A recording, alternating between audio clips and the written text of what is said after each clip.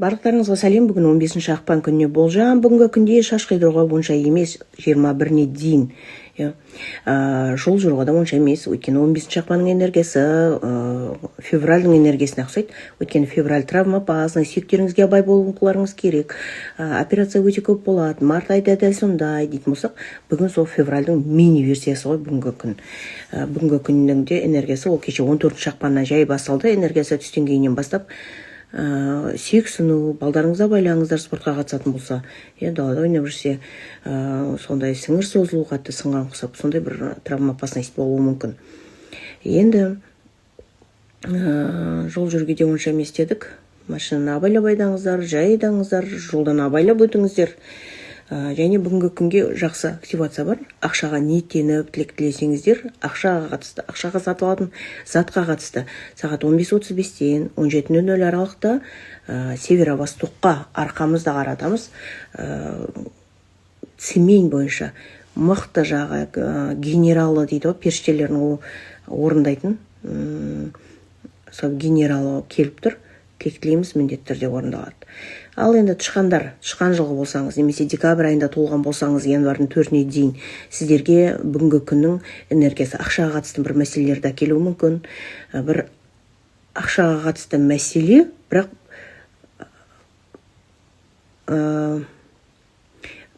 бір обязанность, міндеттемесі бар бір ақша туралы мәселе болуы мүмкін. Қарыз, кредит, займ ба, либо сіз біреуге ақша бересіз, бірақ бір міндеттемесімен, либо сіз біреуден қарыз ақша сұрасаңыз, сондай міндеттемесімен береді.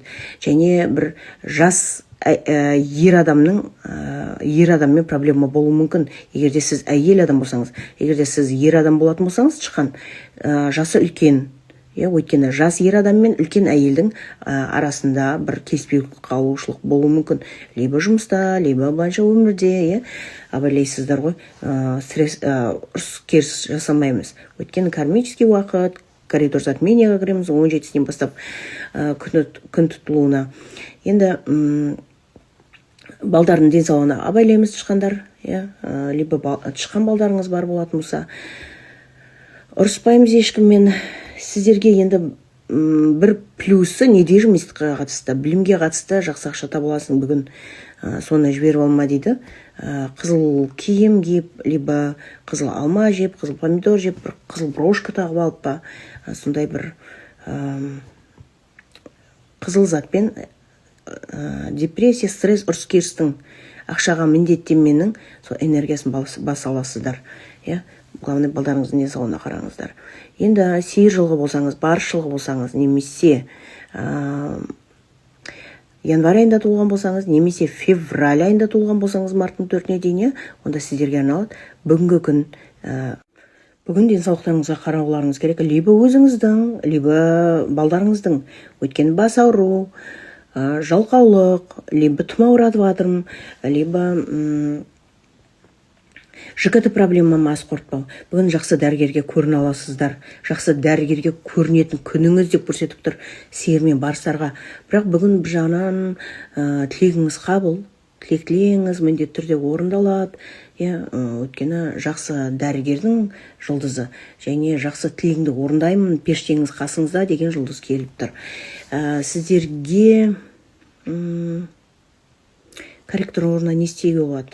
Корректор орнына бүткіл алтындарыңызды, бүткіл 5 саусақ, 10 саусаққа алтындарыңызды тағып, мойындарыңызға барлық алтындарыңызды, темір, терсек, алтын емес, просто бижутерия дейтін болсаңыздар, барлығын тағып алыңыздар. Бүгін сол металл арқылы корректор болады, корректор басылады. Әр қарай қоян жылғы болсаңыз, немесе март айында туылған болсаңыздар, сіздерге бүгінгі күн өте жақсы, сәтті деп көрсетеді. Біліміңізбен, мынау 10 саусағыңызбен істейтін тірлікті жақсы көзге көрінесіз. Бүгін көз қорқақ қол батыр деген нағыз сізге арналған дейді. Өйткені сол еңбегіңізбен, біліміңізбен бастықтардың көзіне көрінесіз ба, жақсы көрінесіз. Сізде сәттілігіңіз бүгін жоғары. Егер де жұмыс іздеп жүрген болсаңыз, немесе бастықтың көзіне түскіңіз келіп жүрсе, бүгін нағыз сол өзіңізді көрсетіңіз, либо барып резюмеңізді апарыңыз, собеседованиеға барыңыз. Бүгін мен қабылдаңыз мені жұмысқа, менің осындай білімім бар деп, өзіңіз айтсаңыздар болады. Сіздерге қолдарыңызға су алып алыңыздар, сәттіліктеріңіз вообще жоғары болу үшін, либо көп су ішіңіздер бүгін. Күндеріңізде өте жақсы сәт өтсін қояндар. Ұлу жылғы болсаңыз, немесе жылан жылғы болсаңыздар, немесе апрель айында туылсаңыз, немесе май айында туылсаңыздар, сіздерге арналады. Бүгінгі күн сіздерге тамағыңызда байлаңыз, тұмау, либо аузыңыз стоматит болуы мүмкін, либо тісіңіз ауруы мүмкін. Осындай бір денсаулыққа қатысты бір қозғалыс бар. Және бір кішкене ғана бір әңгімеден үлкен ұрыс шығып кетуі мүмкін. Барынша тіліңізге абай боламыз. Ешкімге әңгіме айтпаймыз. Қайта бүгін әңгіме айтып біреумен ұрысқанша, уже ұрысайын деп тұрсаңыз, бірден ой, ауырып қалдым деп бірден дәрігерге кетіп қалсаңызшы. Солай ғана ұрыс керістің энергиясына айналып өте аласыз. Бүгін вообще ұрыспай деп көрсетіп тұр. Недвижимостьке, үйге қатысты тілек тілеңіздер, міндетті түрде орындалады. Қалтаңызға тұз салып алыңыз, металл бүткіл жағы заттарыңызды тағып алыңыздар. Сол кезде сәл сол денсаулыққа қатысты, өсек әңгімеге, ұрыс керіске қатысты сол басады. Как бы өсек әңгімеге қатысты, ұрыс керіске қатысты металл ғой басатын. Ал дұз енді денсаулыққа қатысты сәл дұрыс емес энергияны басуы мүмкін. Сондықтан мен не айтамын, соның барлығын жасаңыздар міндетті түрде. Күндеріңіз сәтті өтсін. Және жылқылар. Жылқы болсаңыз, немесе июнь айында туылсаңыз, шілденің 7-сіне дейін, сіздерге металлический металл заттардан абай болуларыңыз керек. Пышақпен қолдарыңыз кесіп аласыздар ма, сәл дұрыс емес энергия жүруі мүмкін. Өйткені операция аяққа, либо саусақтарыңыз пышақпен кесіп алуыңыз мүмкін. Сонда мелкий травма болуы мүмкін. Және ұрыс керісінде жұлдызы дұрыс емес болып келіп тұр. Сондықтан сіздерге осы 26 жыл әйелдер адамдарға қандай дұрыс емес жұлдыз келіп тұратын болса, барлық әйел адамдарға да сол жұлдыз сіздерге келіп тұр. Жылқылар, бүгін абайлаймыз. Темір заттан, ұрыс керістен, бір затыңызды ұмытып кетуден, ұрлатып алудан, өткен ұрлық, әңгіме сөз, жарақат алып қалу, на эмоциях ашуланып, айқайлау, осындай жұлдыздар келіп тұр. Абай боламыз. Енді әркімге әртүрлі ойнайды ғой.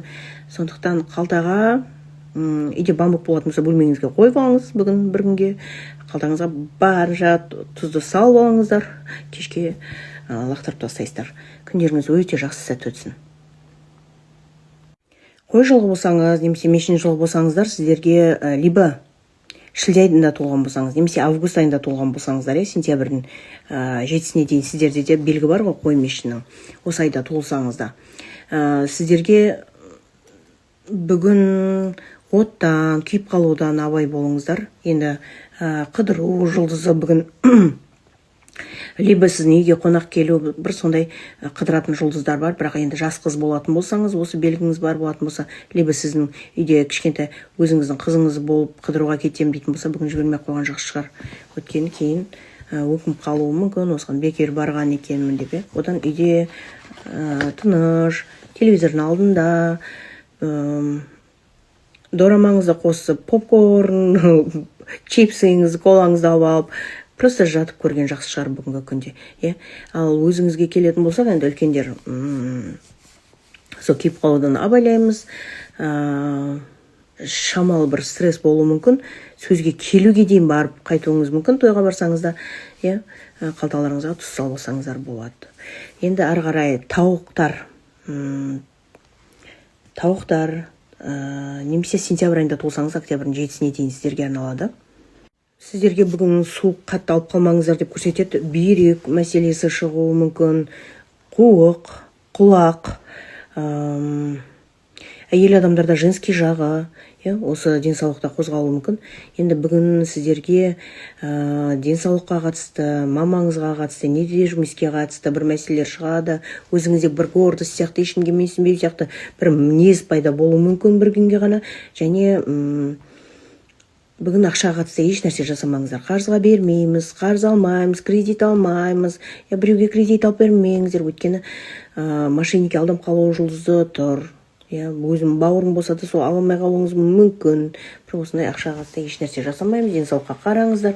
Үйдің ортаншы ұлы әсіресе және екіқабат әйел болатын болсаңыз әсіресе денсаулықтарыңызға қараңыздар. Енді ит жылғы болсаңыз, немесе доңыз жылғы болсаңыз, немесе октябрь айында туылсаңыз, немесе ноябрь айында туылсаңыз, ноябрьдің декабрьдің 7-сіне дейін сіздерге арналады.